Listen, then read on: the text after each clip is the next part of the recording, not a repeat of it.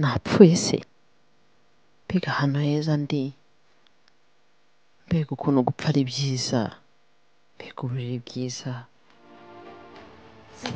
siko kangura we abana kanguka sibyo kwangukanye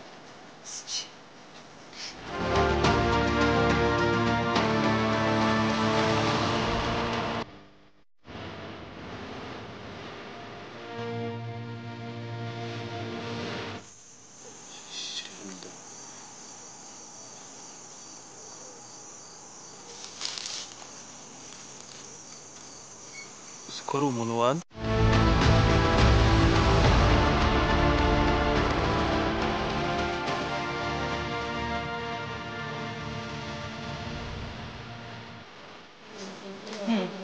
Nyewese kandi ko mushoranye nk'ibirutse mu gihe Nk'ibiki?